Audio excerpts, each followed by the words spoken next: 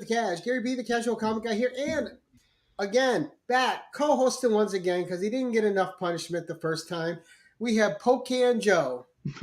Hey, what's going on, folks? What's up? I got my monsters. I already had my coffee. I am ready to go. Joe's got his coffee. Coffee brand coffee, I believe. Right, Joe? Coffee brand coffee. No gimmicks. Right. Just coffee. And our guest of the hour, none other than Phable himself, Station Phable. Station. What's going on, fellas? What's going on, everybody in the chats? How you doing, man? Happy to be here.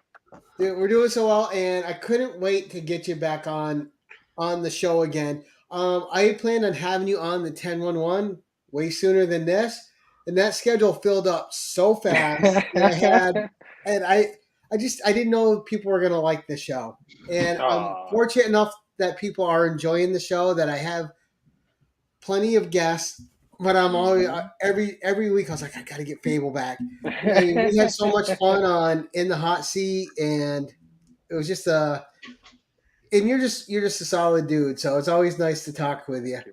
Thank you. So you didn't get the message when you did Grow Together and everybody and their mother jumped on that bandwagon? Oh yeah, put out, man. Everybody's gonna love it, man. Oh yeah. Well, you never know. You know, it's like anything you create. You hope someone likes it, right? But you're apprehensive. All right. So what we're gonna do is we're gonna have you give who you are real quick, a quick synopsis of Phable, and what you do on IG and who you go on YouTube with, because you don't do your own YouTube too much, but you do guest. Not too much. Yeah.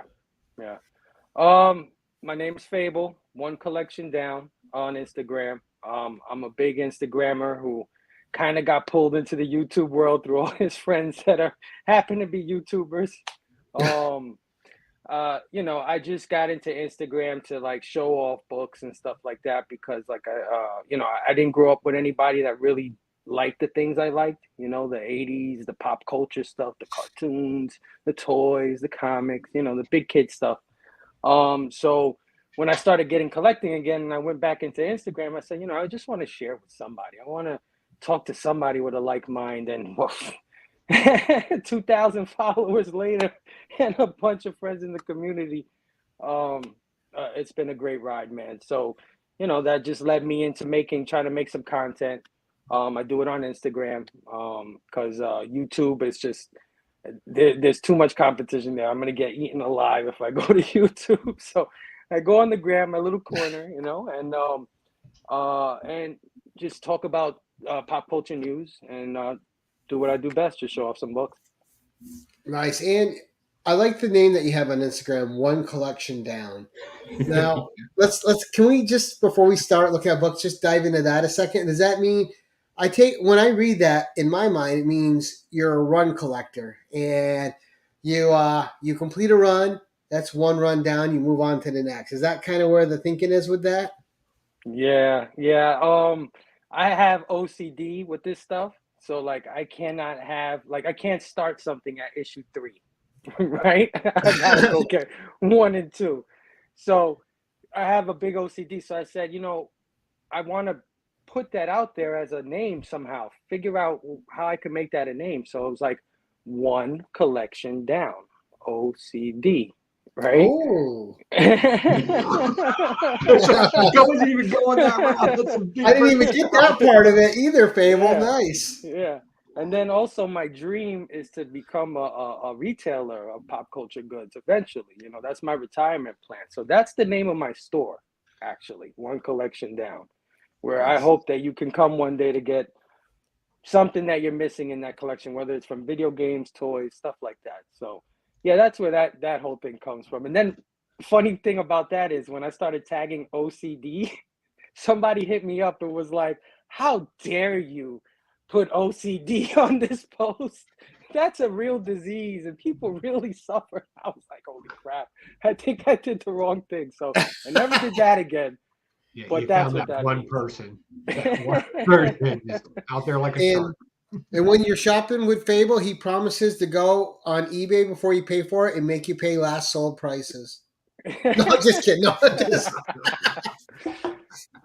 No, we'll bury your name here tonight, Phable. No. Thank you. No, but all right, sir. So I've been dying for this episode because my favorite thing about this show isn't books that are valuable. It isn't books that aren't valuable. It's just books that are personal. It doesn't matter. I don't care about the value. I love hearing what my guests really love. And it's great. You always see different books, you always see a different perspective, and you get to see a little bit of what people really care about through what they read.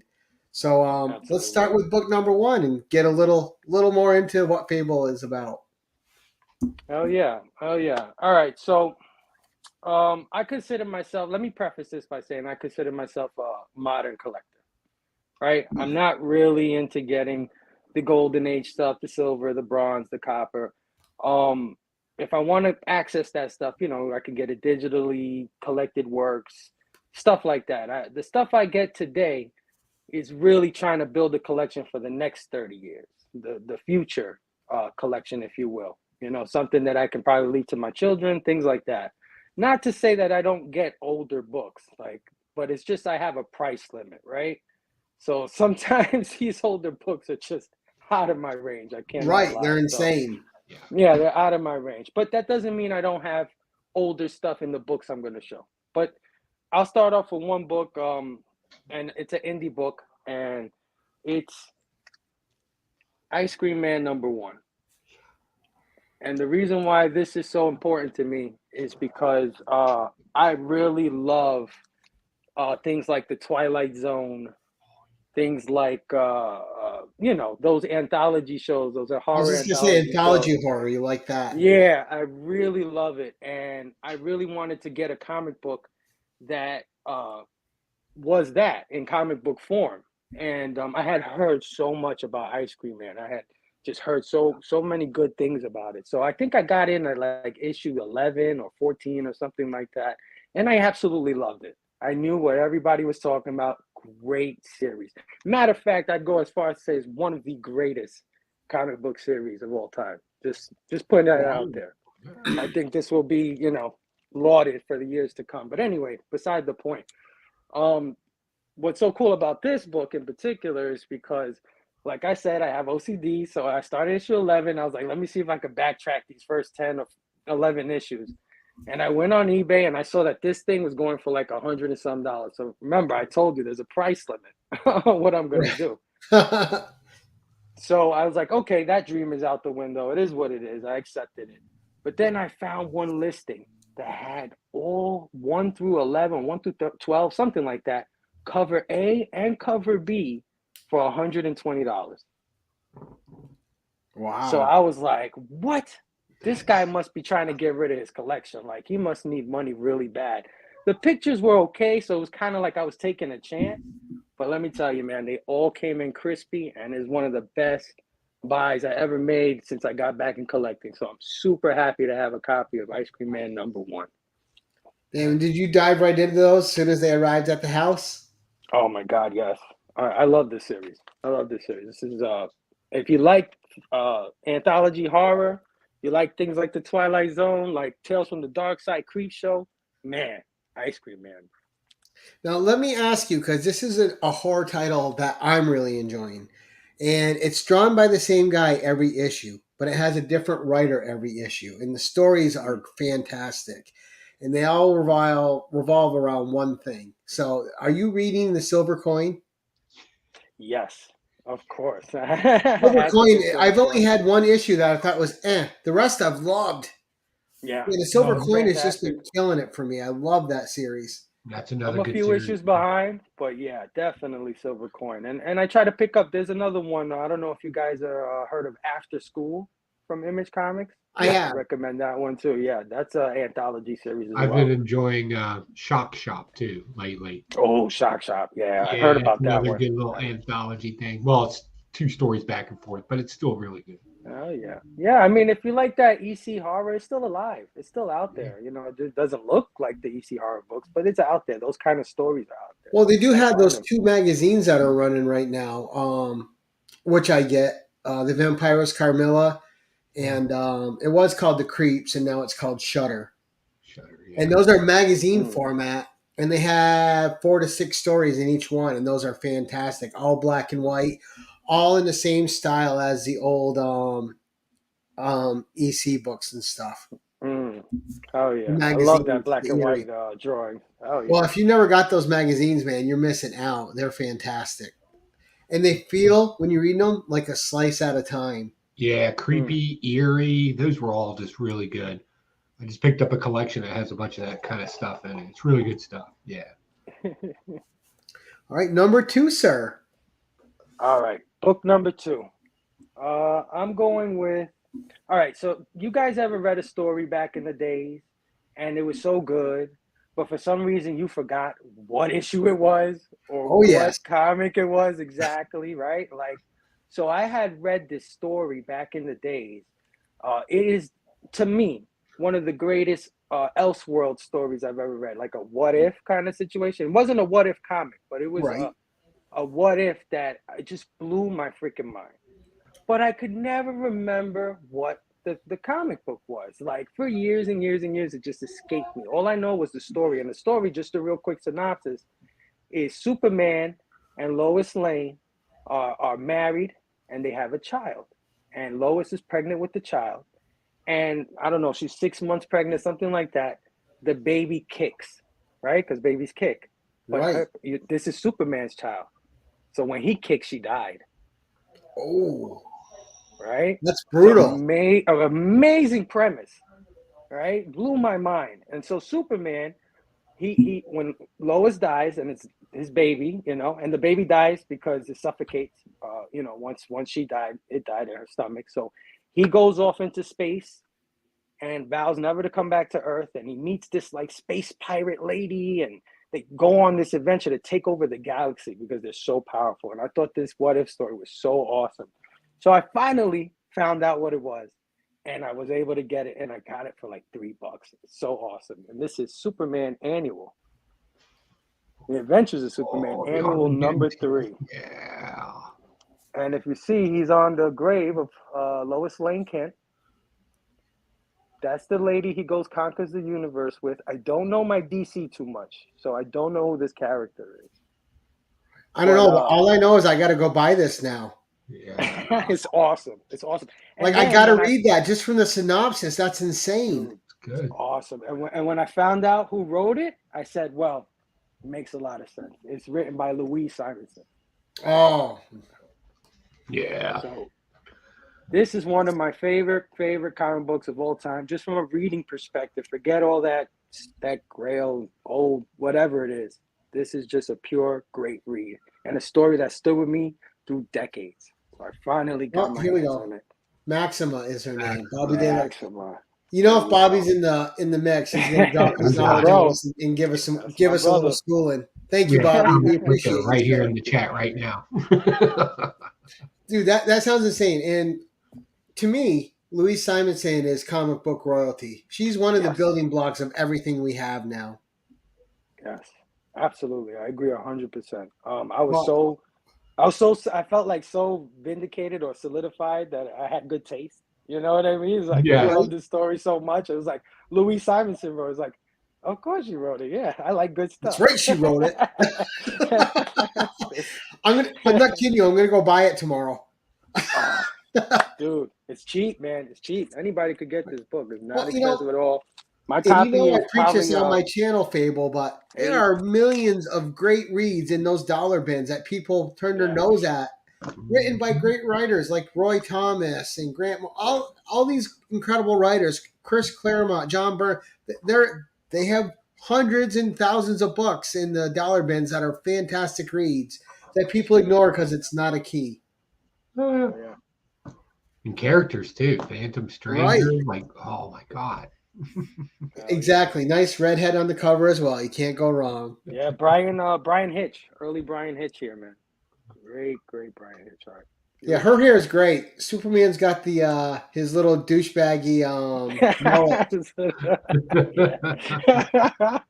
Straight from the trailer park and into your heart. Like I don't know why they started drawing him with that in that era. I was like, what are you doing? Now he just looks like a tool.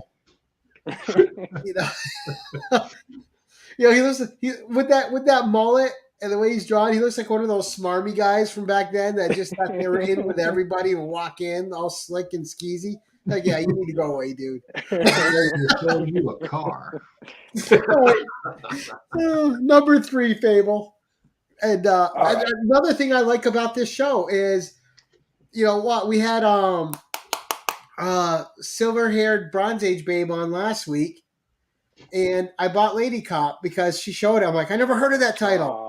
I just got it in the mail today. Yeah. Nice. Yeah, that's awesome, dude. That happens to me on Instagram all the time, man. Almost every day. It's almost dangerous to open up that app because then my wallet suffers. It is. Oh, then someone shows up. Oh my gosh, I want to read it. Then you open it up on eBay. I'm okay without reading it. It's too Right. I'm good. Yes. I'm good. I'll find a reprint sometime. Everybody's like, come on, comic bubble. Right? Comic bubble. Pop. All right, number 3, buddy. All right, book number 3. Since I've come back to collecting, I've tried to discover as many different series as I possibly I could. I got a lot of Marvel, a lot of DC, a lot of indie, stuff like that. And a lot of it is really good. I think we're living in a real golden age of comic books and stories and just variety, you know, the things that you can get out there. But there was one story in particular that I thought was just a cut above the rest. I thought, I basically think that this is a modern classic. And I am so happy to have it in my PC. And I have every issue, which is another thing I'm proud of. But I'm only going to show issue number 1, and of course I'm talking about the Immortal Hulk. Yes. By Al Ewing and Joe Bennett. You know, say what you will about Joe Bennett. I know there's a lot of controversy around the guy, but this is the best artwork he's ever done in his entire career. I mean, the stuff he's put in this series is just amazing. And I haven't read anything from Al Ewing that has matched what he's done in this book. Taking Hulk back to his horror roots, right? Because that's what Hulk is. He's a horror character. He's a Jekyll, Mr. Hyde, Right. Kind of character. And just bringing it back to the horror, bringing it back to the gore, and you know, he fights a lot of monsters on his level, like Zemnu and stuff like that. Just other kaiju, because you can consider Hulk a kaiju at times, right? He's just a big beast. And he fights other big beasts in this series, and it's beautifully illustrated by Joe Bennett. And I mean, Alex Ross on every cover, all 50 issues. Just that alone worth having. So very happy. This is one of the best books I've ever had since coming back to collecting, The Immortal Hulk. And that's just an example of when like the stars aligned and everything was the right fit for everyone that was working on it. Yeah. You know, it's almost like Chris Claremont and his X-Men run, right? Or, you know, just certain, for me, Roy Thomas and Conan, right? And just certain creators with certain characters. Now, you may not like them on other projects, but for that one character, nobody does it better, right? Yeah. And the current Hulk run is, you know, say what you will about that, whether you like it, what Donny Cates is doing and stuff like that, but it's a total contrast to what Al Ewing did. And Al Ewing's run on this series is so distinct. It's so its own thing that I think it's one that's going to be sought after for years to come. I agree, because that Immortal Hulk, and that's one I missed the boat on, so I haven't read it, and I love horror, and everyone's telling me that I gotta get the trades and just get into that story. So that one, because I was never a Hulk collector, so that's a hole I have. Yeah, you love the art. Yeah, you love the art of horror. Conan and stuff. Yeah, Joe Bennett Joe stuff. Fixit coming inside of it and trying to be. Yeah, I just love the way. And again, this is something I really enjoy talking about, but I'm going to keep it brief. I really liked how, you know, the Hulk and everything that he is, there's nothing more than just exaggerated personality traits of everybody. And I really liked how he worked on each one of those little traits you had to work on. Like each one of those Hulks need to be worked on.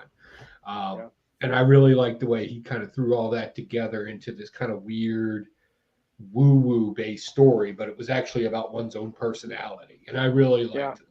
Yeah. And if you really read between the lines, Al Ewing is saying a lot about the industry in Immortal Hulk.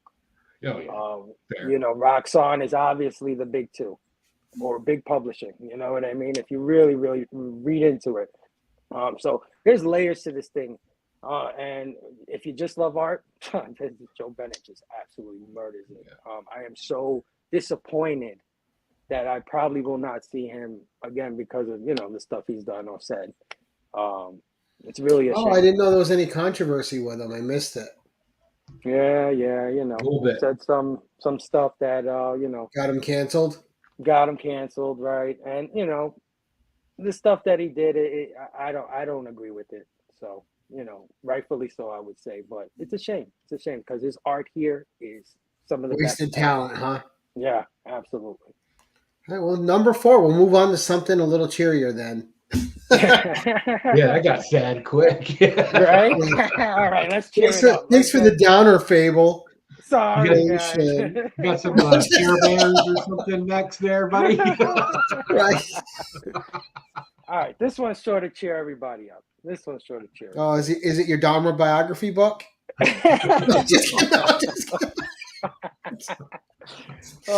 I kid. So this next one is a book that got me into collecting facsimile books. Ooh. Right? Like I can't get these old books, but I'll sure as hell take a facsimile version of them. Exactly. Only because they reprint all the ads in them. They're just beautiful, and you know I love trades and I love omnis and stuff like that. This is nothing like a comic book, guys. It just, for me, that's the end all be all floppies, right? So to have these things in floppy form, and not have to pay $2 million for it, I'm very grateful to have Amazing Fantasy 15. And I love, like you said, I love that they have everything that's in the original in it. Like I love the old ads. It's part of the charm of those books, right? Yeah, absolutely. This to me, like I said, having it in comic book form, able to look through it, run through it, not having to pay the money, and not having to go to a phone or a computer to read it and stuff like that. I'm very grateful to have something like this, and it got me into this kind of thing, where I'm now thinking I want to get all of them and then put that on my wall as decoration, right? Imagine having, you know, Superman just came out, the Comics facsimile just came out. You know, they have the Hulk one, the Fantastic Four. Imagine all of that on your wall lined up, fresh, right? and Just looking beautiful, like this, you know? Yeah. So, yeah, this is one of my favorites, and this set off my facsimile collecting. So, I give major props to this book. It's beautiful. Yeah, but I mean, here's a part where you either gain my respect or lose it, Phable. So you better give me the right answer. No pressure. Did you get the Conan the Barbarian 1 facsimile? Come on, you know I did, bro. Oh, okay, man. I almost just lost you on the stream. It was really serious there for a minute. When you have the original, I'm just saying. I do have the original. I know, right? I have the original too. I'm not going to do that to myself. and I have the Italian Conan #1 from then too.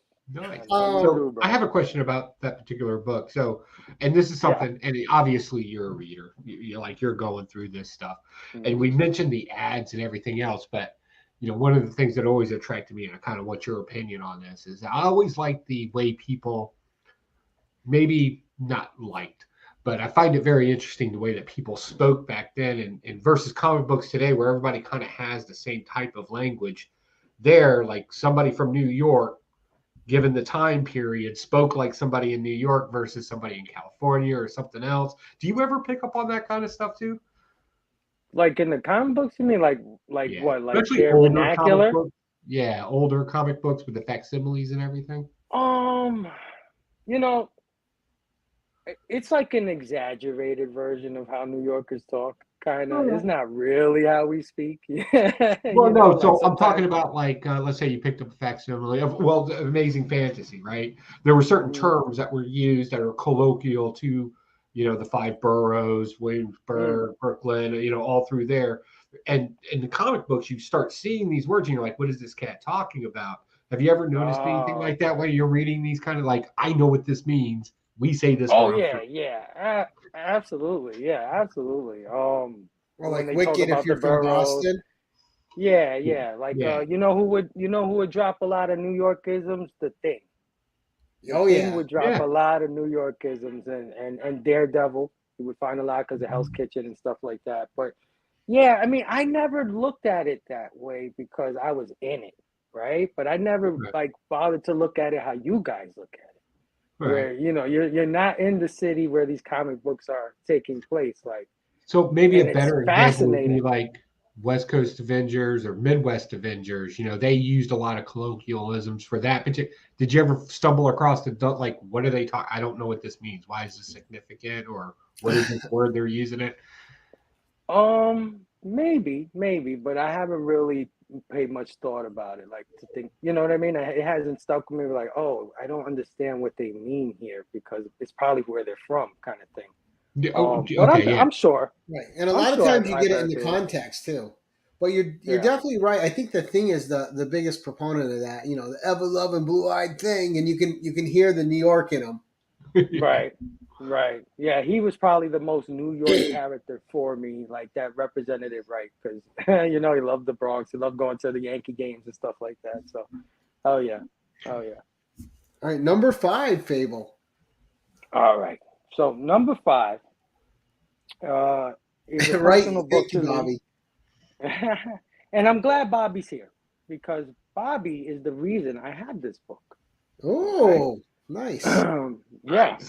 So once again, I'll always be grateful to Bobby. Thank you, Bobby. I love you.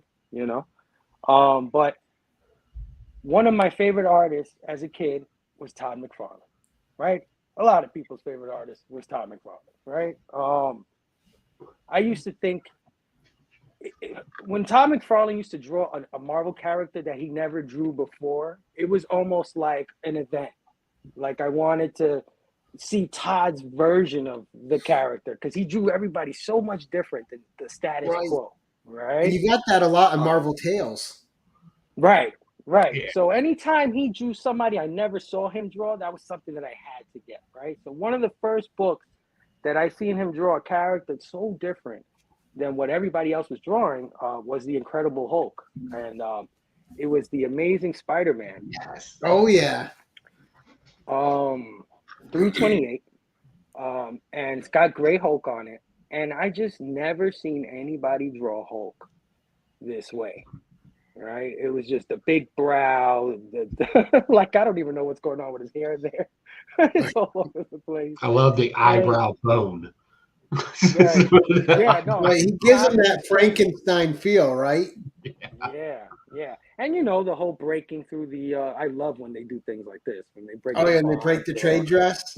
yeah, make the trade dress crazy. So I fell in love with this cover, and I also love the story. This is Cosmic Spider-Man. This is why Spider-Man is able to punch the Hulk because he has the power cosmic. And he actually punches the Hulk into space, which I thought was freaking amazing. And leaves Hulk up there, and Hulk could hold his breath for a long time. But he's up there like, I hope somebody comes get me anytime now, right? He's getting dire.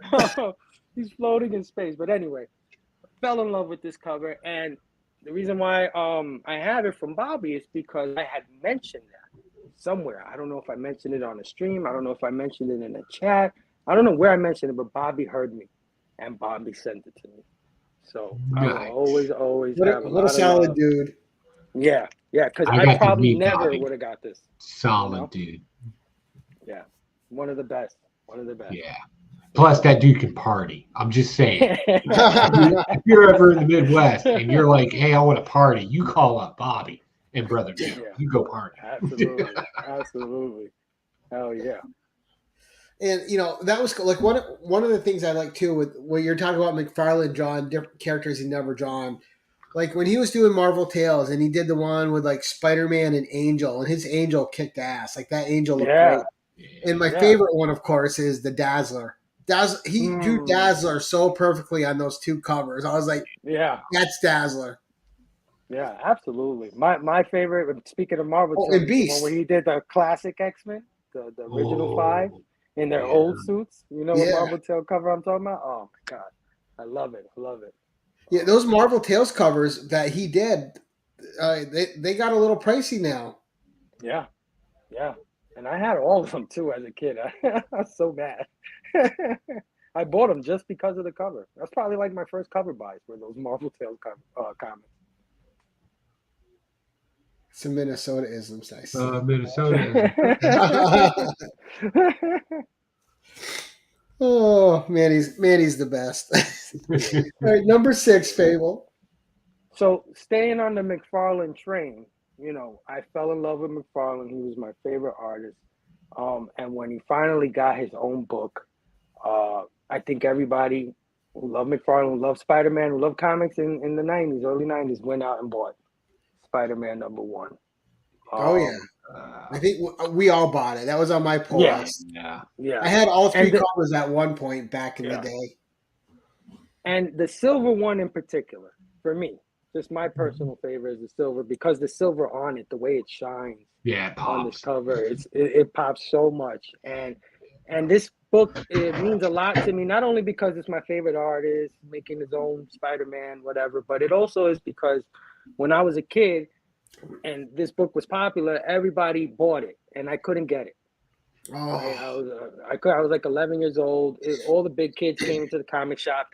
All the speculators, whatever you have, they bought it off the shelf. I couldn't get it. And the guy at the comic shop had a silver one on the wall for $10. Now, mind you, it's 1991. $10 is a lot of money for a comic book in 1991. Right? Gas. So I begged and begged my mom. I begged her, and she got it for me. Right? She got it for me, and I poured over this thing, every panel, every drawing, everything. And I lost my comics a few years after that.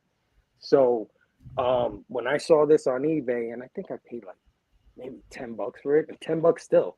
35 years later, 30 years later, $10 still, but now a feasible $10, right? Now I got $10. Right. So well, $10 is nothing. You're happy if something's only $10.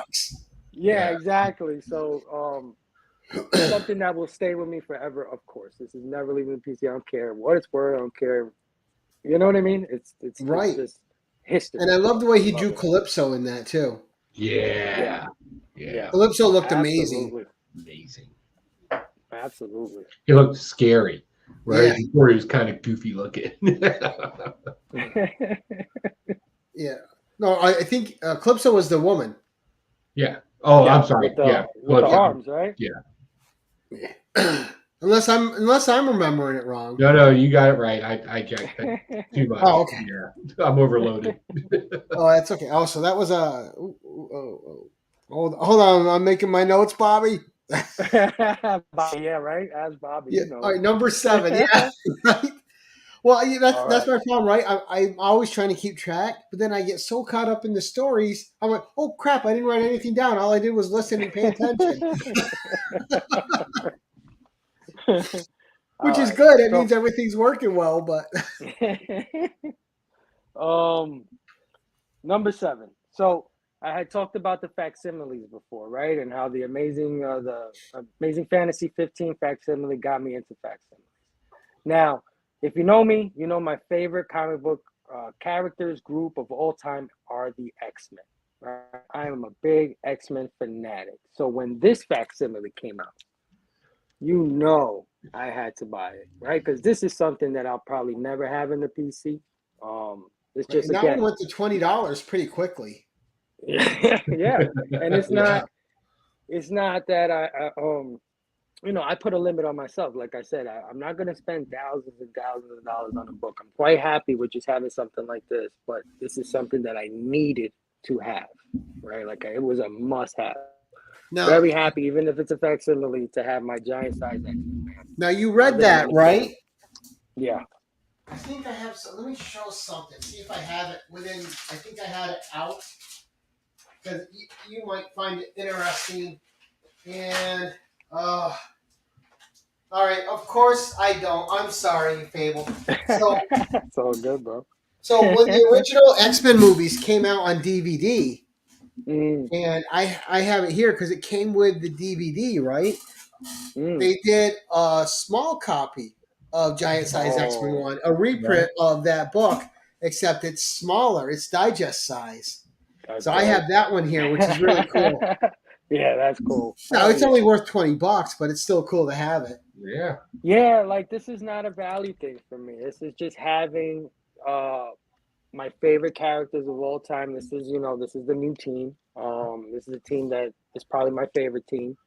And having their first appearance in comic book form is awesome. I don't care what it's worth, And like I said, we can get this in Omnis, we can get this in digital, we get it so many ways. But to have all the ads and stuff like that, because I'll probably never open one of these.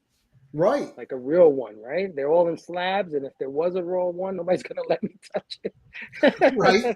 So happy to have this, man. Now, a couple months ago, we had an AF-15 in Rhinos. And I was just like, oh, it was raw. Yeah. But it was just right. Now, who's your favorite X-Men now that we got you talking about them? It goes back and forth all the time. It really does. At some points, Wolverine, he's the top. But, I do love Cyclops, man. I think he's a fantastic leader. I like Cyclops too, and he always gets hate. Yeah, no. I'm sorry, but both of you are wrong, and your opinions are just absolutely. It's Nightcrawler. Everybody knows. Well, I like Nightcrawler too. Well, you know what? Now that I really think about it, I guess my favorite X-Men would have to be Kitty Pryde, Shadowcat. And I would say she's my favorite X-Men. It's because when I started reading X-Men, or at least picking up back issues from the early '80s, it was through her that I got introduced to the world of X-Men, because she was new, right? She was just getting on the team and discovering this crazy world of mutants. So I kind of live vicariously through her and my comic book journey discovering X-Men. So I would say Kitty. Now, there was I know there's a Wolverine and Kitty Pryde miniseries, but she also had a 3-issue miniseries, which was a lot of fun, kind of like James Bond's Secret Agent stuff, called Pride and Wisdom. It was 3 issues. Yeah. Oh, yeah. And you can get that cheap, and it's a fun little read. Mm-hmm. Yeah, I'm definitely gonna pick that up. That's definitely on the bucket list. The Pride and Wisdom, the one she had with Wolverine, right? She had a mini with Wolverine. Yep, she did. That was a 6-issue one, though. I think Kitty Pryde and Wolverine was 6. Pride and Wisdom was 3. Yeah, that's a really fun read.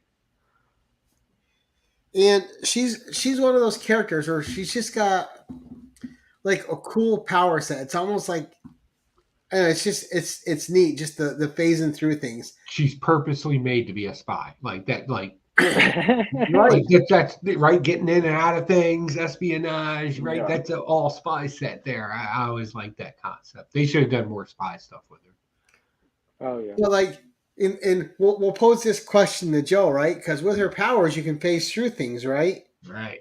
But what happens? Say you're on the top floor of a skyscraper and you have to escape, and you start phasing through the floors, dropping. You can't go solid if you start dropping too fast, or else your impact's going to kill you as soon as you solidify. Right. Yeah, because particles. You have to go 1 floor or 2. Same speed as mass. So you would hit like every few floors just to slow your descent down. Right. But how do you time it so you're not tearing your organs apart by solidifying in the middle of something? Average person's weight falling from something, right? You'll hit a max velocity of about 128 miles per hour descending. That's a count of 5 per floor. 1001, 1002, 1000. If anybody that's been to airborne school already knows this. This is not big brain math stuff. If you've been in the military and you did airborne, 1001, 1002, 1003, shoot. 1001, 1002, 1003, pull. 1001, yeah, that's easy enough to do. Sorry, Phable, I couldn't resist getting Joe down. Oh, that's awesome. I was like, wow, I'm learning stuff here. I just had to, because I'm that stupid guy that thinks about these sort of things with powers, right? I'm like, she can phase, but if she solidifies in the middle of something, she's screwed. Or if she reaches a max velocity while she's passing through stuff, she's screwed. Right. But here's the thing. She's supposed to be, her molecules are supposed to get dense or not dense, right? And right. Is that how her power works? Like, I believe so, but I can't confirm that. Maybe the chat can she solidify to a certain point where either she can float or slow her descent through objects? See, that's the thing about her power set I don't know. Can she control how fast she can, and we'll just say morph for right now, just to keep it simple. Can can she control the speed of that? That's a totally different thing. Oh, right, because if she can alter her Right. density, then the rate at which she's passing through stuff, she can alter. It would be like she would just Right. funnel through each time. That would be Right. interesting. We're getting Like, if real she nerdy can- here tonight, Yeah. guys. Hope you're enjoying it. Welcome, nerds. Welcome, nerds. What do you? Hey, just for the chat. What do you think? Do you think it's timing? Do you think she could phase it out? But, what do you think? Engage us. Let's figure this out, or That's right. make some shit up. Either Yeah, way. we'll highlight your comments as we're going along. But for now, we're gonna go with Bobby's. We're gonna go with Phable's number. I was reading Bobby De La Ghetto in the chat. We're gonna go with Phable's number 8. All right, so number 8, continuing on the X-Men train, I'm going to go with the Uncanny X-Men 274. This is Rogue, who's another face. See, it always changes. At one point, she was my favorite X-Men. And this was my favorite iteration of her. And I think it's so iconic to the point where they still draw her like this on occasion, the Savage Land version of Rogue. Just recently, I got an Art Adams one where they did this version of her. And that's my favorite style of her hair, too, though. Yeah. Mm-hmm. Yeah. Great Jim Lee cover, Magneto looking badass. And they were a pair. They were an item at this time. They were together. So, and I really want to see her done right in movies, like done like that. No. So, fascinating comic book to get into.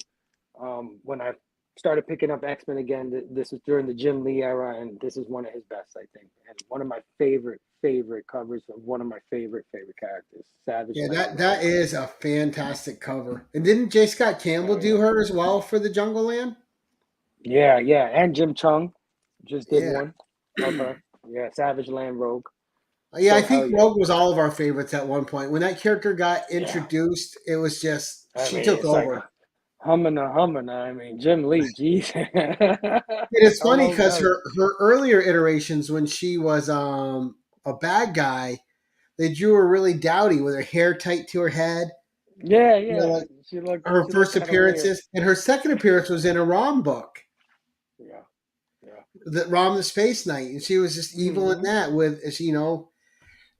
But you gotta love the character development, because that could have been a throwaway character, and they actually took the time to really make her into something.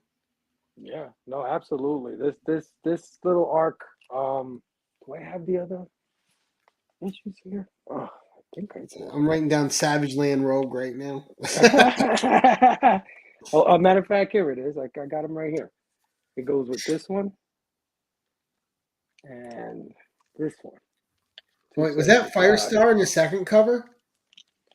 This is. I thought I saw Firestar on the left. I believe. Oh, what? This one? On this one? Yeah, is that Firestar? No, that's Jean. Oh, yeah, it is. Okay. That character? Yeah, she was looking a little Firestar-ish in that panel. Yeah, I think the legs are. This is Moira McTaggart. Oh, okay. Here. I always like that character too. I'm glad that they finally gave her a mutant ability. Yeah. Oh, yeah. And of course, so yeah, one collection down. I had to get all three. These three came together, but if I had to choose one, this would be it. Just because of Savage Land Rogue. Just amazing. I like that Nick Fury on there. Just. Oh yeah, Jim Lee, man. Jim Lee and Scott Williams. You can't go wrong. Can't go wrong. And how funny is it that David Hasselhoff played Nick Fury? Yeah.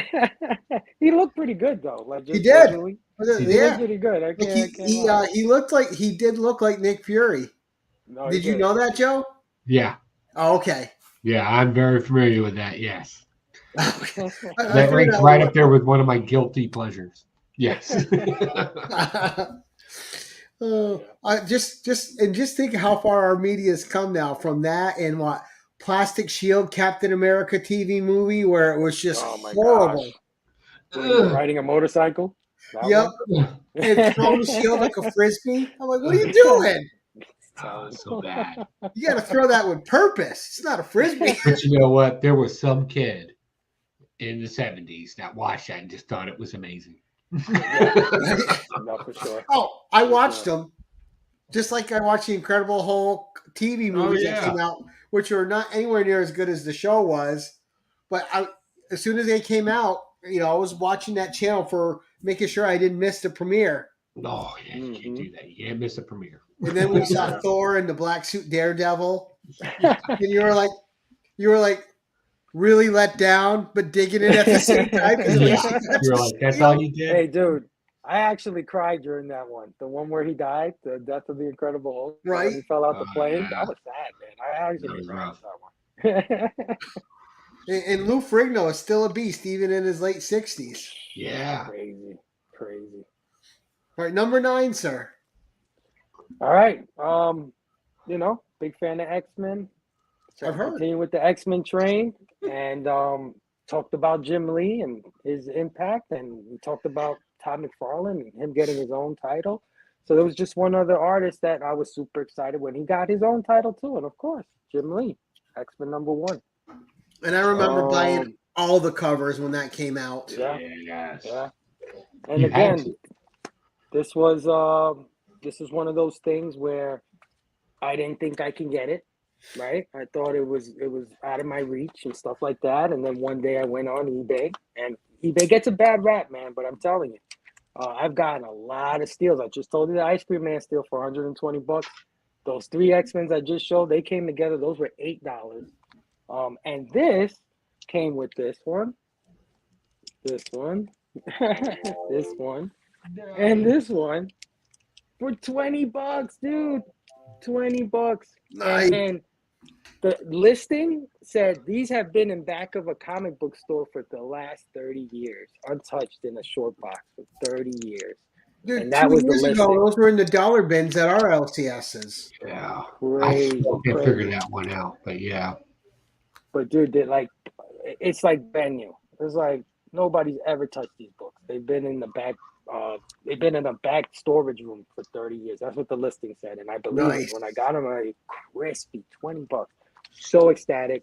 Again, books that will never leave the PC. I don't care what they're worth. And I remember for myself the excitement back in the day when that came out, and I was reading it, because right then in the 90s, the X-Men was such a strong title, and then when that one came out, it just carried it forward again. It was just so good.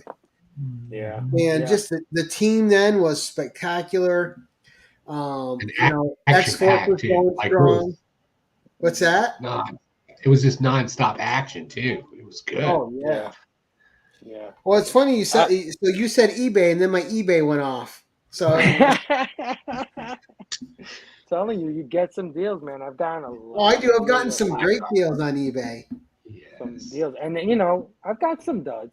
I'm not gonna sit here and lie. I've gotten things that weren't quite matching the description and stuff like that. I've gotten taken a few times, but the times I have scored, man, I really scored. Like it's just so unbelievable that I even got into this stuff. But that was one of them.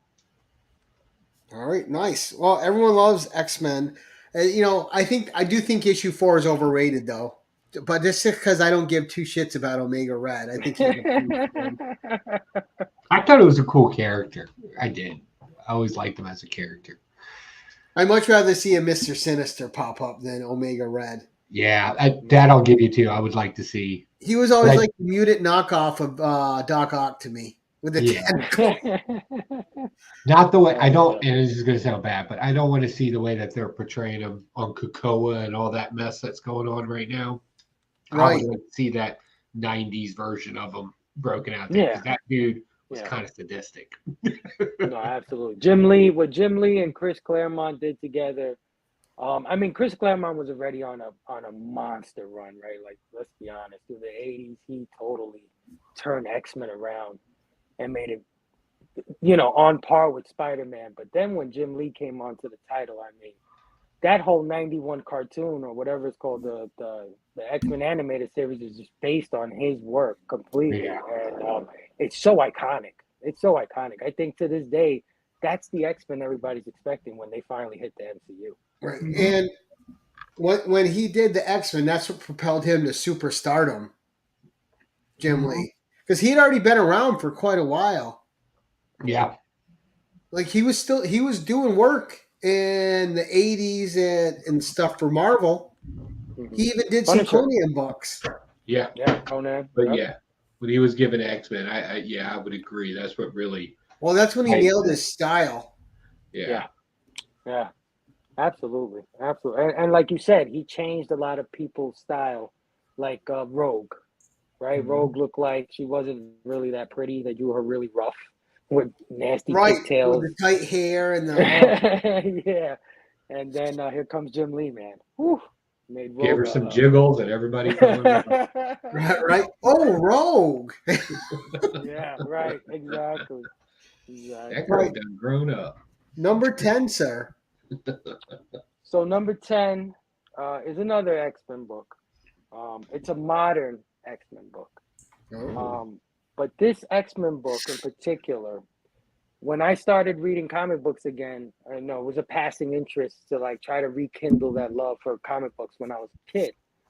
But there was a particular X-Men book that I had read that had totally blew my freaking brain apart. Like, and I haven't read a book since that has been as good as this book. And I'm talking about House of X number 2. You talked about Moira getting her powers. This is the book that reveals that she's been a mutant the whole time. And that's a great cover. Yeah. This is the issue that shows all her 10 lives and reveals Hickman's whole plan, which I wish they would have stuck with. I wish they would have kept this guy on and did what he originally wanted to do, because this story right here is masterful. Masterful, the way he totally subverted 40 years of X-Men history in one issue. Amazing. So this is the comic book that kept me going. This is the comic book that said, no, this is what you're going to do. You're going to collect comic books. House of X number 2.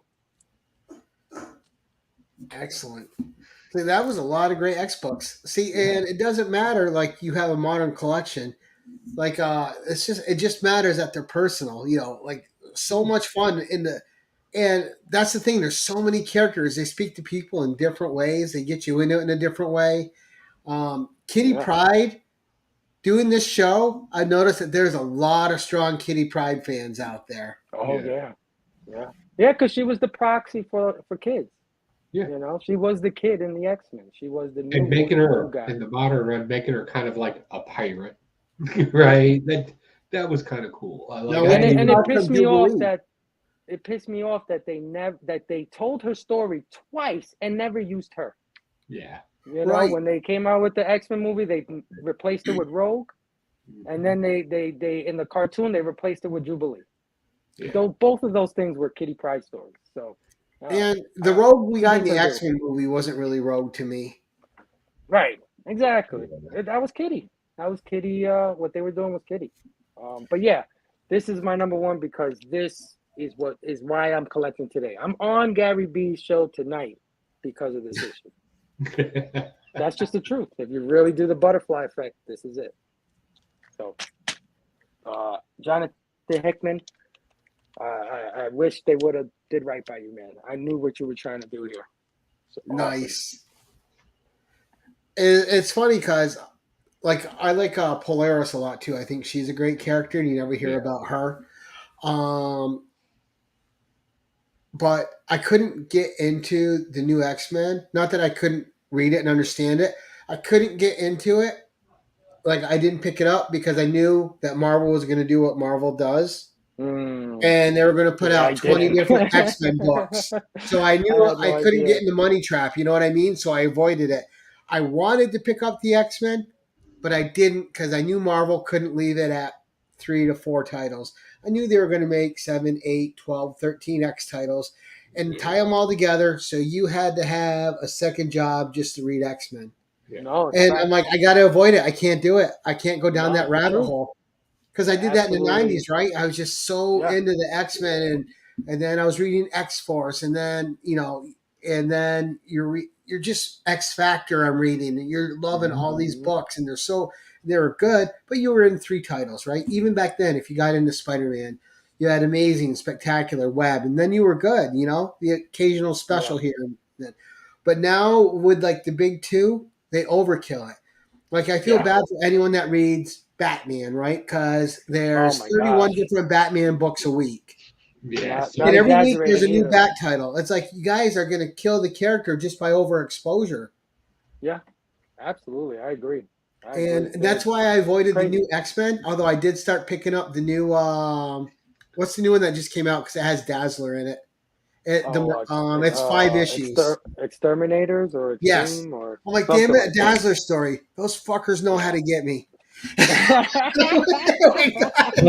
They got me too. They sat there and did the whole the X of Swords thing series, and I read that. And I got to be honest, that one really let me down, and I stuck through it Yeah, because I no, do a for review sure, story, bro. and it turned For out to be sure. more like one of the challenges was getting married, and I was like, oh, you guys are just What? Well, just throwing it darts. was just it was a 21 part series to bring back the Captain Britain corpse because that was the conclusion of And that they didn't story. Was even the make him a Captain Britain? focus. Like it was like, Yeah, oh my god! And like I who almost see asked like for this? cool sword. And then I'm like, so Uh, why is it called 10 of Swords? Because people were doing the whole X versus 10 thing. And they were yeah. like, well, it's 10 of swords. And I was like, there's only 9 swords. I counted. I'm a blacksmith. I counted. There's 10 swords. And This you is can what I count up to understood. 9 pretty easily. I think Hickman was heading towards a thing where these X-Men that were in these books were not our X-Men, and it was going to Yeah. be plainly obvious that our X-Men were somewhere trapped in Krakoa, like the original X-Men. They're there somewhere, and somehow, some way, that just got out of his hands. Like you said, they had to exploit the popularity that he brought to the title, and they had to put these subpar writers that are, I'm sorry, they're just not on his level. They Feel can't free to craft say a story. it. Yeah. Yeah, you know, Right. they can't craft the story the way he does, and it ultimately got out of his hands. And I feel really bad about it. You know, I hope that he can come back one day. But you know, for the Hoxpox that he did do, it's freaking amazing. And It it's was tough event with TV. group books like the X-Men or just you need people that can really juggle a handful of characters and give them each the time they deserve and write it well. That can't be easy. So hear me out on this. When it comes to like X-Men and the vastness of X-Men, right? We always say it seems like it's very hard to capture all these characters, and yet GI Joe exists that did a phenomenal job of it in the end. Right. Right? Sort of roll through it. Yeah. Transformers. Transformers, like it was it right? You just find a Well, I story, mean, you highlight, Claremont, right? Claremont Right. right? created The gold 70% standard. of these characters, and he was able to juggle them with one title. Yeah, it's that's so crazy. So like I hear writers at cons and stuff always talk. I don't think you understand how hard it is to write such a universe. And I'm like, do you not read comic books and the people from the Right. past that have been able to do this? Yeah, And absolutely. now you see too, Fable, if I would have if they would have just kept it to 2 or 3 titles, I would have got back into the X-Men. Oh yeah, But I knew Marvel was going to blow it away. And I had started collecting the Star Wars books when they came out with them at Marvel. And I shouldn't have got blindsided by that one because I stopped after issues like 12 and 13 of the title. I'm like, nope, because now all of a sudden I wasn't collecting Star Wars and the other two, right? All of a sudden it went from like 2 titles to 5 titles to 8 titles, and then specials and one shots. I'm like, no. I'm like, Yeah, no, I'm for done. sure. Cannot blame you, brother. They definitely know what they're doing. And it's too For bad too sure, because I for really sure. love some of those characters. I grew up with them, you know. Yeah, yeah. But all No, right, I'm like you. your 11th with a personal story. All right, so my 11th book with a personal story is Something is Killing the Children, #1 by James Tinian. And the reason why it's a personal story is because again, I was getting into horror titles. I love horror movies. I love anthology horror, and I just love horror in general. And this seemed like one of the creepiest things at the time going. But I did not get this issue, right? My interest in the title began at around issue 4 or 5. It had already been out for several months, right? But the buzz, you can hear the buzz. Every week it was growing, right? And there was another title that debuted with this one. I think it was Once in Future, And I think a lot of people went with Once and Future, right? Because it had Dan Mora, Karen Gillan. It was a sword and sorcery title. Looked kind of cooler than this one. So I think a lot of people slept on this for the first 3 or 4 months that it was out, including myself. So when I saw the buzz was building, I said, you know what? I'm going to get into this because I liked Erica Slaughter. I liked her look with the handkerchief and the teeth on it. And, you know, she had 2 machetes. I just loved her look. So I went on to Midtown and I said, let me go backtrack the other issues. Right? I love Midtown. Yeah. It was a big sale going on in Midtown at that time.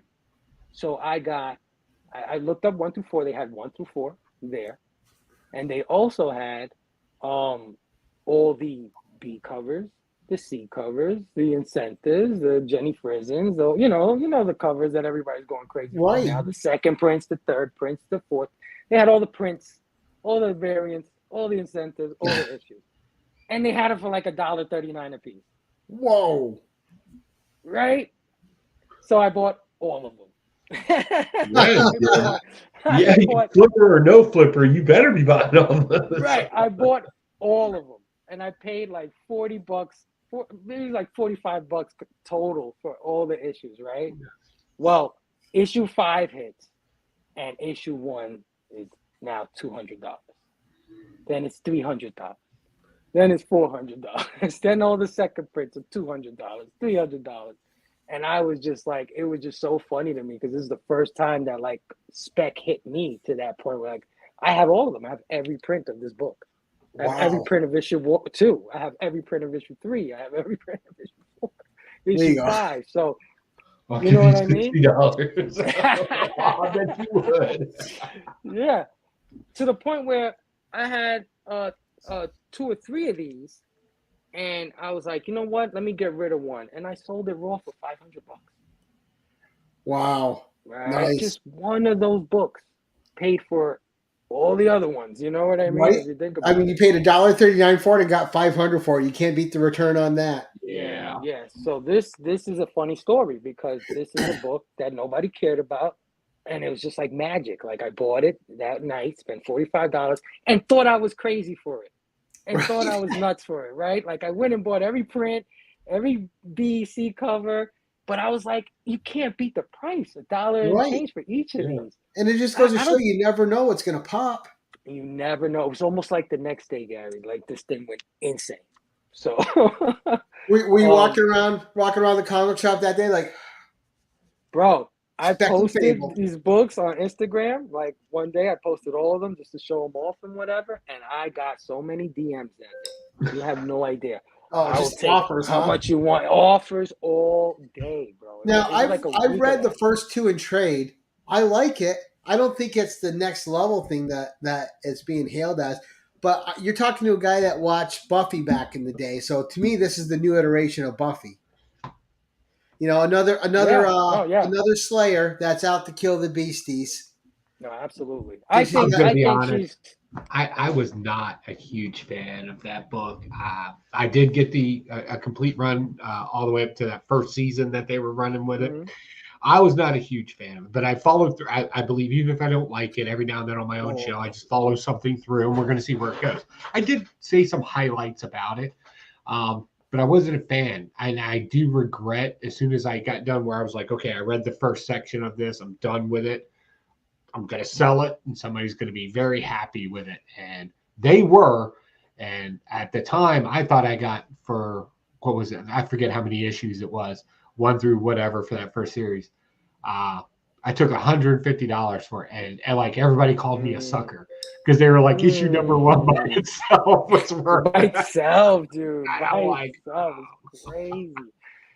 Yo, and it sold in 24 hours. For 500 cash, like it was crazy. And so, you know, that's why I think this is my crazy story book because it's just something that I did on a whim, something that I did on a night. I think I was fucking high or something. I spent $40-something, and I thought I was freaking nuts. I said, "What did I just freaking do? Like I'm nuts." You know what I mean? And it paid off. Not at all. I mean, if you're a horror fan, look.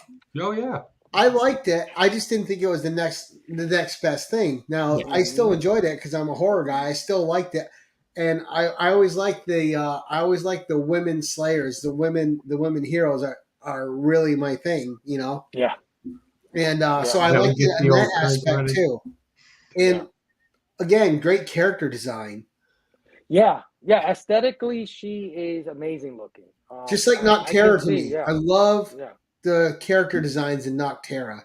I love that story. yeah. I want to see that made one day. I thought that was a good story. I did enjoy Noctera too. Yeah. But all right, so I guess that leads us to Fable's Spec Pick. What are we making $1 million off of? All right. So my spec pick is a character that I still believe in. I think they shit the bed a little bit with this character, but Ooh, it's I Dazzler. think, just kidding. but I think this character has unlimited potential, and if done right, may be the successor to who I believe now is and still is the greatest Marvel villain. I think the greatest Marvel villain is Thanos by far. I think Thanos is so iconic to the point where it's just they have not topped Thanos. They just haven't, you know, and they haven't done it in the comics and they haven't done it in the MCU. But there's one character that came really close, and if they do it right, they'll do it, man. And that's my boy. Is it Galactus? Oh no! Oh, okay. Black. And this is the Venom number 3, third print, first cover appearance of Null, Ryan Stegman. So this is first appearance on the cover, first appearance in the book. I think this guy is potentially could be the next Thanos if done right. He has the history to be that. If they let Marvel do it, not Sony. Right, exactly. That's the razor's edge, and that's why this is spec. Right, we speculate. But I think this is the closest to a Thanos we got. There you go. You got Nick trolling you again. You don't want that. $5. You got to ship it though. King in Black series. I thought they kind of dropped the ball with him. They made him sort of one-dimensional. He wasn't really as interesting as Donny Cates had written him in the first initial 4 or 5 issues of Venom. But that doesn't mean we can't go from there. You know, we can definitely make him the big bad of the cosmic universe. You know, so I think he definitely has the look. look. Are you a guy then, Phable? You know? No, I'm not a big Venom fan. To be honest with you, I'm not a Venom fan either. Yeah, I'm not. I'm not a symbiote fan like that. But I love what Donny Cates did with this character. I love Donny Cates' backstory for him. It fits. And I love that it ties into the Necro Sword and things like that with Thor. You know, Donnie has sometimes a hard time landing the plane. Right. He's got some great ideas that come out. Yeah, like, taking off. And then it crashes. Like, wow. Exactly. Then it's down in the water somewhere. But yeah, like I said, I think this guy is the closest thing we got to know. You know what I mean? I'm not a big Kang fan. I'm not a big. I love Galactus, but Galactus. You can only make these planets. Right? Exactly. Yeah, but what about the Beyonder, the High Evolutionary? High Evolutionary is good. That would be cool. Good. That's interesting. And Joe, what was the one that you had picked on your episode? Remember? You the Living Tribunal, which I still say that's the comic book. His first appearance.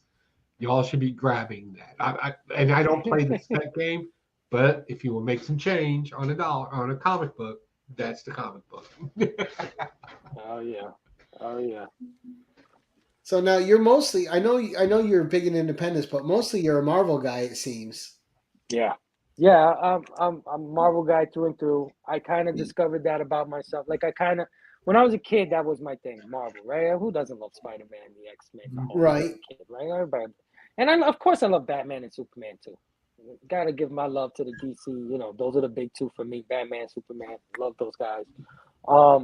But as I began my comic journey in my late 30s, early 40s, I try to read as much as possible just to see what I really liked. And you know what? I came back to Marvel. I came right back to Marvel. It's like I am a Marvel boy. I have to admit that to myself, even though I don't want to. There's nothing wrong with liking Marvel or DC, or even liking both equally, you know, or just being an independent guy. But it's always neat because there's certain characters you can't help it that you attach to. Yeah, that's just it. Like one of my favorite characters is Ghost Rider, for better or worse. You know, he's got good runs, bad runs, but I love Ghost Rider, man. I mean, look at him. I don't have them amazing. anymore. I used to have the original Ghost Riders. Got rid of them like probably 20 something years ago. I can't cry about it. What's done is done. I had the whole second run with Danny Ketch, and I have to say, Danny Ketch is my favorite Ghost Rider. Same here, bro. I love the Danny Ketch run. I like him better than Johnny Blaze as a character. And of course, he had his sister Barbara, but Danny Ketch is my favorite Ghost Rider. I love that motorcycle they had. Yeah. Texera on the art was amazing. Texera. Oh my gosh. So good. Are you reading I even think what's the one guy with I just blanked on his name, damn it.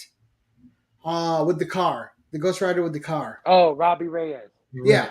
I even liked and I loved what they did with him in the Agents of S.H.I.E.L.D. show. He looked amazing. Yes. And Gabriel Luna was fantastic as Robbie Reyes. That was a great version of Robbie Reyes. They definitely brought him to life on that show. Like, I would like to see Gabriel Luna do more with that in a bigger format. Yeah. But I'm kind of mad that was our MCU Ghost Rider, right? Like like you said, no. We got Midnight Suns coming. You just buckle. You just buckle up. I would love to have Nick's Danny still Ketch. picking on you. He says your weekly polls cause comic shortages in Texas. This guy right here, man. Let me tell you about that guy. He has everything, man. Don't listen to him. Yeah. Oh, I know. Nick's got more than all of us combined. Yeah. I know. He's always getting at me. And plus, he's the king of CBCS. He just walks through and is like, service, please, and a wet napkin, please. Right, because when he shows up there, they have an actual pair of slippers that he gets into to walk around the place. Yeah, robe and the whole they give him slippers and a smoking robe. He just walks around 10.0. Drinking lavender tea and shit.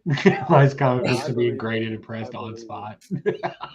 No, but Phable, you're on board with me with the Danny Ketch. Oh, yeah. I need that Ghost Rider in the MCU. I want to see Danny Ketch. And what great villains they came up with in that series too, with like Blackout and stuff like just a lot of cool stuff. Although I wasn't a fan of Vengeance. I don't for some reason I don't usually like copycat villains. Yeah, the heroes. Yeah. Then I just think it's always a lazy thing.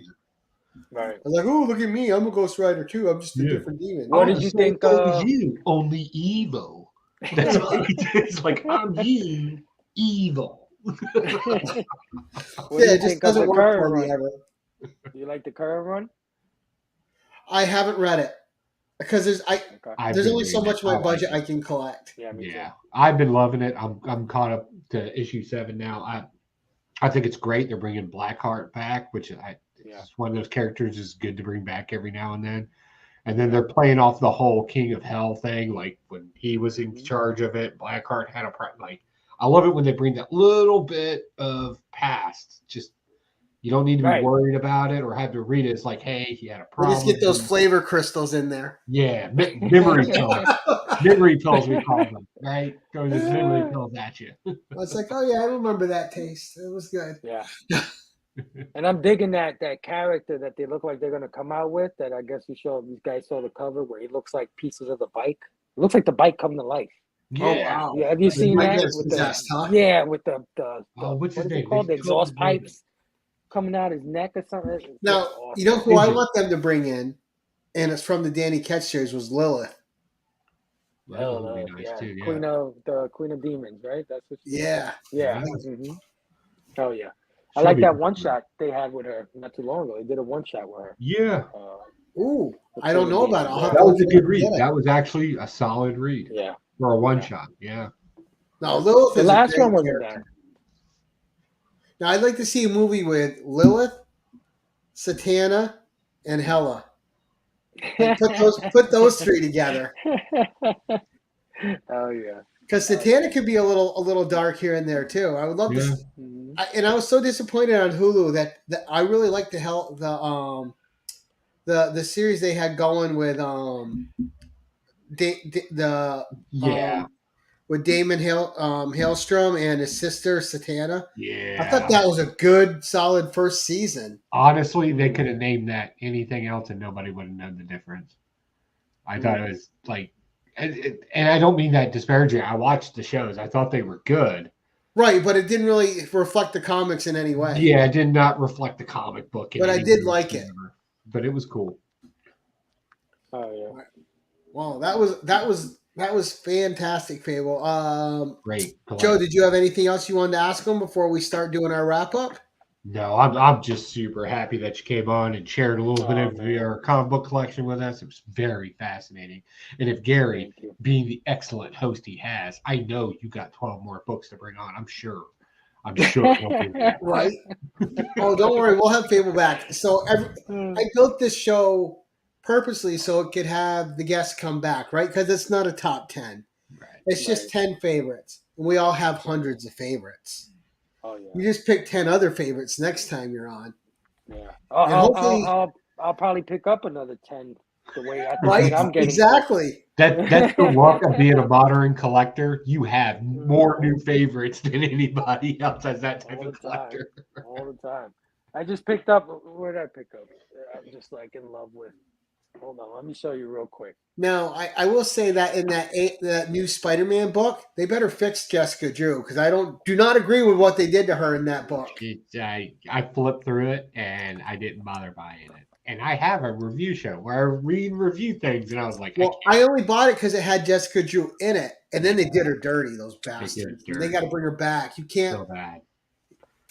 That poor character, man. They put her through the ringer on everything. Yeah.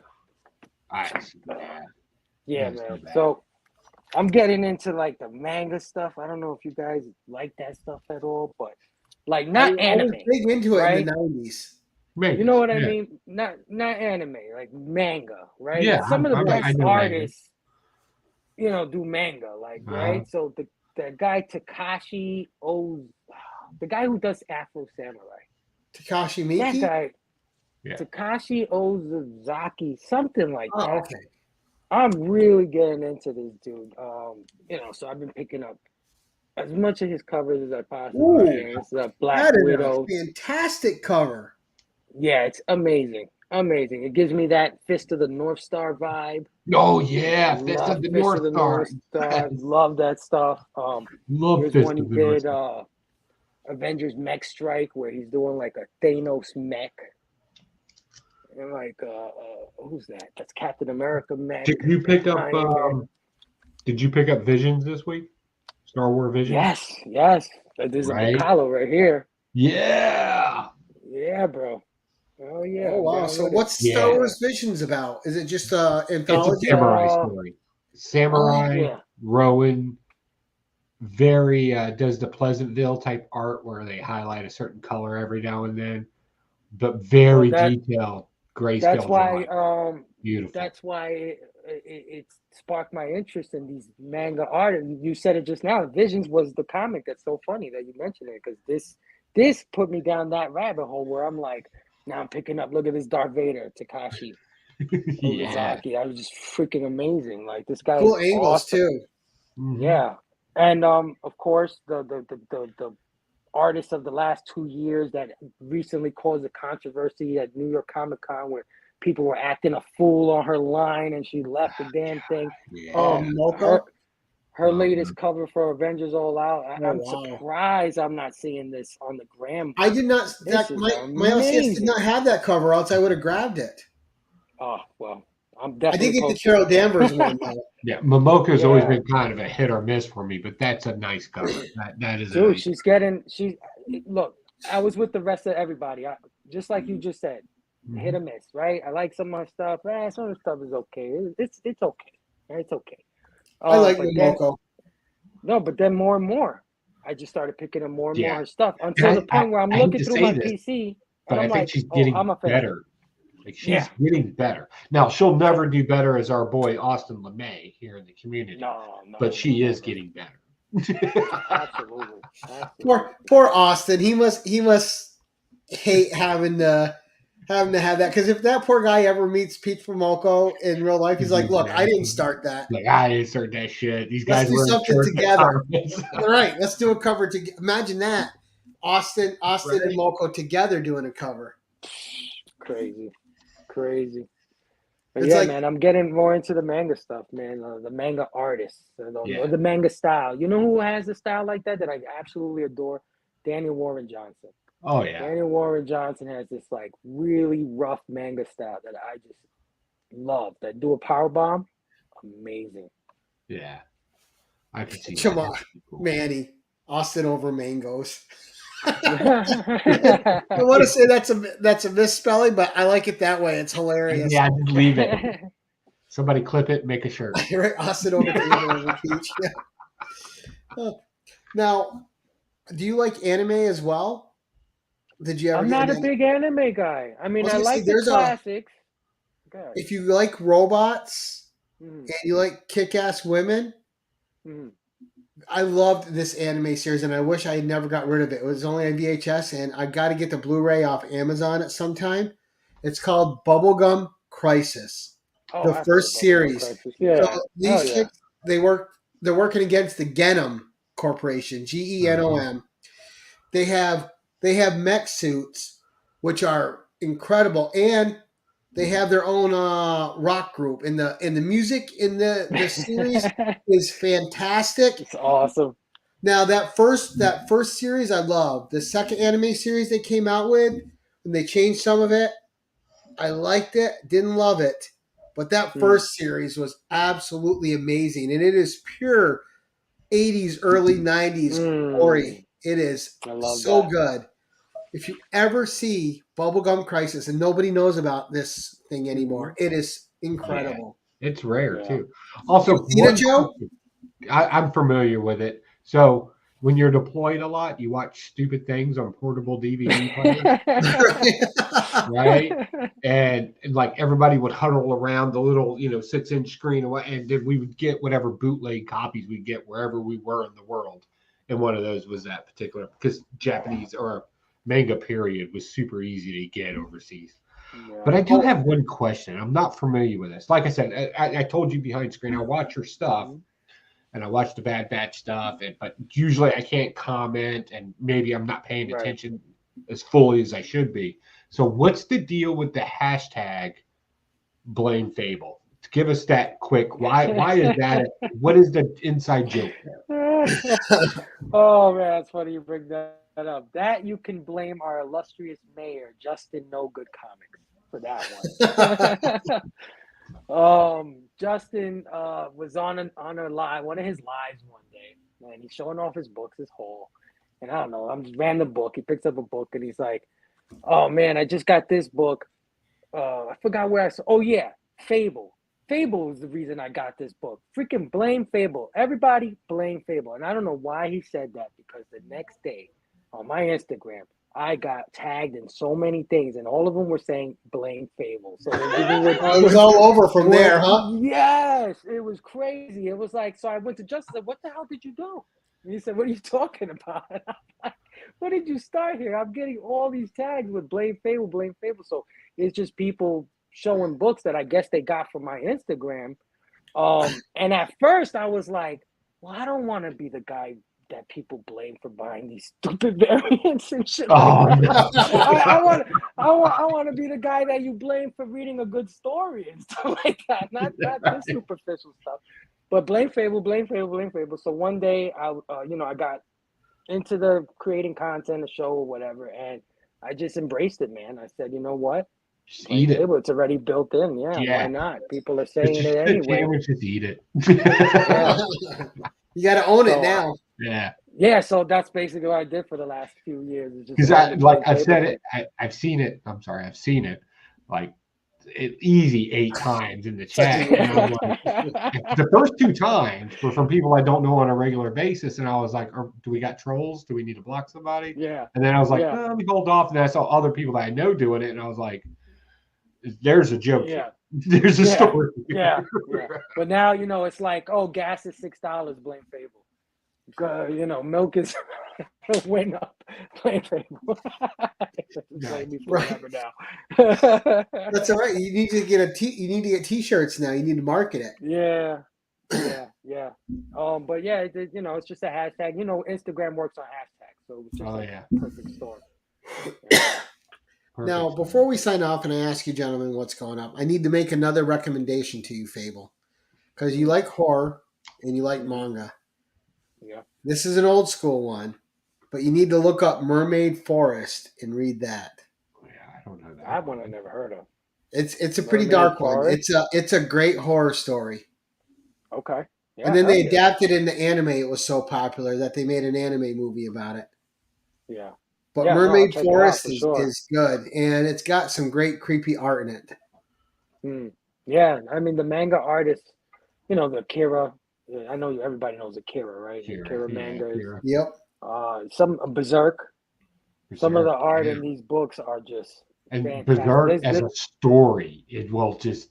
Oh my God! It takes you on that roller coaster. Have you seen the omnibuses of how big the Berserk omnibuses are? And there's like a ton of them, and they're all like Gemmint was showing them off all the time. Yeah, that's how I got into like wanting them because Gemmint. You could club a baby seal with those suckers.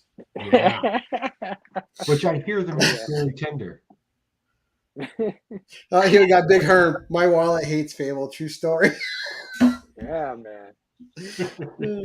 And sometimes I don't even mean to do it, guys. I just, you know, because you know what the thing is? A lot of people, they go to the LCS to get their books, right?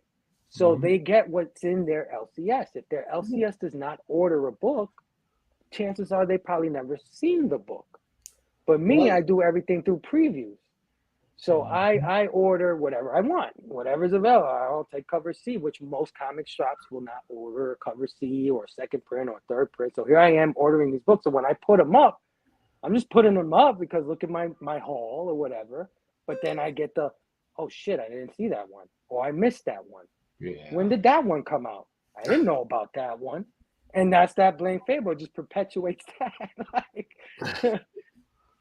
But it's really on accident. It's not that I'm trying to look at this exclusive that you don't have, you know. I'm not trying to bitch, I'm richer than you. Man, you don't know about this. You know. That'll be the next tag. # dirty influencer.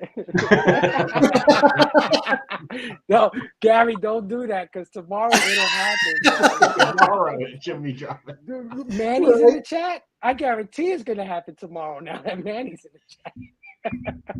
Here we go. # dirty influencer. There we go. Phable. We'll get a new trend going for you, Phable. Dirty influencer. Oh my God. Phable's like, I'm making no more live appearances anywhere ever again. There we go. Consider it done, Gary. Yeah, you see what I mean? Look, freaking Dale. Tomorrow. Influencer trade, brother. All right. Make sure you guys are carrying that forward for Phable. He needs a new hashtag. An additional hashtag, not a new one, an additional. Oh, boy. All right. Gentlemen. Joe, what's coming up on your channel, sir? What do you have happening? Over at Evil Lair and Projects, a little passion of mine, we're going to make a hologram machine. We're going to make our own hologram. And I'm going to explain what a hologram really is today. It's not a hologram. But we're going to make one anyway. And we're going to take some cool vintage stuff and we're going to put it in light and we're going to show for Halloween kids that magic can happen. Over at Pocan Joe's comic book review, my weekly superficial review. I read something. I tell you what I saw in it, what I didn't see in it, what I liked, what I didn't like about it. Completely subjective. This is more of my engagement of thought back and forth to people. And I'm on Comics Curing Cancer. I'll be over at Rob Stack's channel. And we are going to make a custom Pirate Doubloon / Hydra ring. And we're going to use my favorite alloy. We're going to cook up some Nordic gold for that. Not real gold, Nordic gold. Wow, dude. And we're going to make this one super special. Plus, I've decided to go ahead and add a mystery box from your boy Pocan Joe. And you know my shit ain't cheap. So we're going to throw something in there for you. And who knows, maybe we'll give you a box of Coffee Brand coffee. Quick plug, no gimmicks, just coffee. use Pocan Joe comic code. It's funny that they sent a non-gimmicky coffee to a guy that's full of gimmicks, right? I am nothing but a walking gimmick, and I had my sponsor. It was like, no gimmicks, just coffee, and I'm like, I don't think you know who I am. Have you watched my channel? All about the gimmick. All right, so coming up for me, we have Brother John on the next The 1011 Tuesday. Nice. Brother John. Then Thursday, it's an all 1011 week. We have Lee from Whack Comics on the 1011, which should be a fun show. Nice. And then Friday is going to be the special Comics Curing Cancer 1011 with Out of the Panel Comics. Now, what's going on there, guys, is Dan Can, who runs Out of the Panel Comics, he does a little bit on YouTube, but mostly he started up his own business and he does out-of-the-box comic sales, and he build-a-box comic sales. But he also does Pops for Patients here in Rochester, New York. Now, what that is people donate unopened Pops to him, and he takes them and delivers them to sick kids in the hospital so they have toys to play with. And he does this year-round, not just on holidays, does it 365 a year, bringing Pops to kids in hospitals to make their days a little bit better. Super nice dude. Him and his daughter are going to be on. I figured we're gonna promote another charity with this charity and do it right. And everyone that donates during my live show of the 1011 with Dan, he's giving away a bunch of prize packages.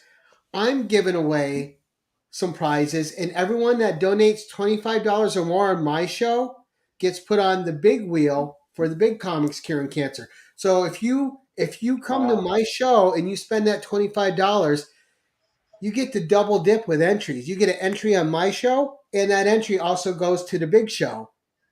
So that's a way to make your $25 work for you twice. Yeah, a little bit, yeah. You know me, Joe. I got to do things a little different when it comes to my channel. I may have to throw $25 at you, man. Just be like, hey, I'm just saying. I like if you guys want to hold on 1 second, I will give you a preview of some of the prizes that I have here. Oh, yeah. So,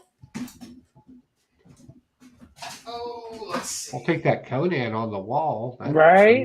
I'm looking at it too. Put that up there. So, when it comes to Conan, Gary's like Joey Tribbiani. Joey doesn't share food. Gary doesn't share Conan.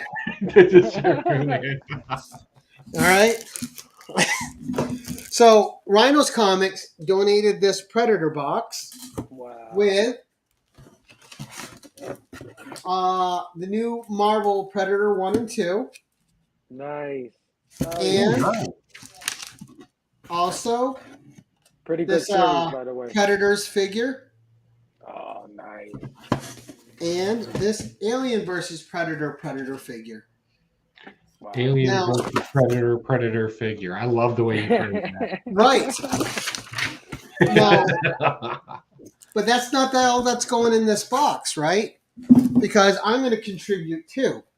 And I can't show what Dan's got his stuff, which he'll show during that show. But one of the things I'm contributing to this box, and this is your $25 that night, if you donate during my show, it goes towards this box with crossover number 1 and a 9/8. Okay. Ooh.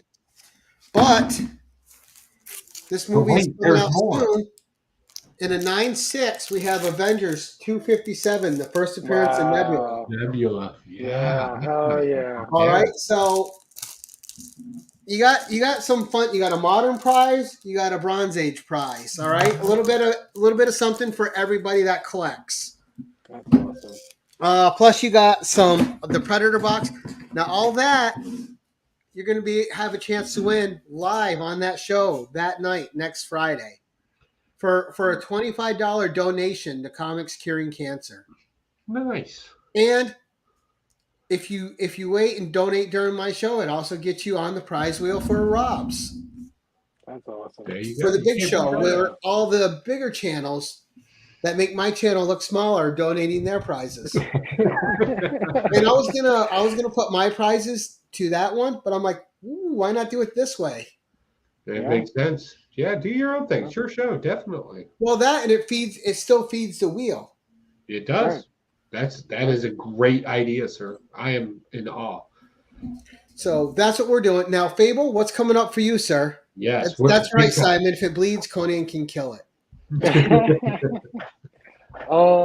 Thursday night at 9 p.m. Eastern on IG Live. I'm coming back with Fable's Got You Covered, which is a show where I just pick the covers that you guys should be looking out for the following new comic book day. Hashtag dirty influencer. Hashtag dirty influencer. Blame Phable, all that good stuff. You could come, talk shit like my wallet hates you and all that. As long as you tune in, right? Yeah, as long as you tune in, I'll take the blame. You know how we do. It's a show that I was on hiatus from, but I'm finally back this Thursday at 9 p.m. Eastern. And then on October 29th, I'm debuting a new show, which is really an old show that I just doing a new version of. But Blame Phable, Blame Phable is coming back to October 29th, and that is it's going to be now called Blame Phable and Friends. I have a brand new co-host, which you two gentlemen are familiar with, but I'm going to save it for that day to debut him. Ooh, got it. Very excited. Yeah, very excited for everybody to find out who my new co-host is. And basically, we'll do pop culture news, which I love going over, the stuff that happened during the week. And, of course, the segment we call The Blaming, where we just show off our hauls and the things we love at the end of the show. So I hope you guys can tune in October 29th. 1 p.m. Eastern on IG Live. Nice. Well, I want to thank everyone that joined us in the chat. We had just a lot of people. We had a great chat working tonight, an active chat, a lot of fun. Thank you guys for coming out to support the channel. Thank you for coming out to support my guest, Phable. I hadn't got to talk to this gentleman in a while, so I was super excited to have him on the show. I want to thank my co-host, Pocan Joe, for coming on. And, I'm going to keep inviting him on as long as he keeps coming. So Joe's going to get many more messages and co-hosts from me. Yeah, so put it in the chat now if you have a problem.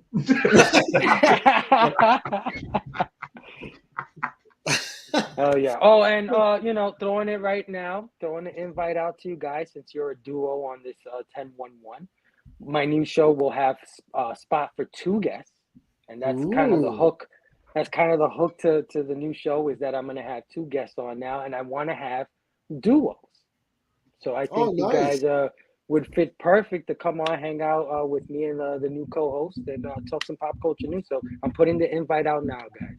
Oh, I'll do anything you need me to do, Phable. Yeah. I'll definitely hit you up. Yeah, that sounds interesting. Yeah. Now, Marcus, you're late to the show, Marcus, and you may have missed it, Marcus. But there is an additional hashtag that Fable's going by now. And it's hashtag dirty influencer. So make sure you're all caught up, Marcus. Right? Oh, even Nick's on board. Is this the new dirty influencer? New show, dirty the second you said it, Nick was on board. And he did it. Nick did it better than me. He put PH like Phable. For the fluency. So Nick took it to the next level. Great job, Nick. I like yours better. Oh, he was here. He was just lurking. He was here the whole time. I knew that. Marcus is a dirty lurker. Oh, Marcus, nice to have you. All right, guys, thank you everyone so much. This was such a fun show. Such a great time. Thank you, everyone. I appreciate everyone. Just fantastic times. Until next time. Keep it casual. Attention all, use channel sponsor Rogue Trader at theroguetraderutah.com and my code Keep It Casual for 10% off your comic cleaning and pressing needs. Remember, when submitting your books to be graded, use a trusted professional.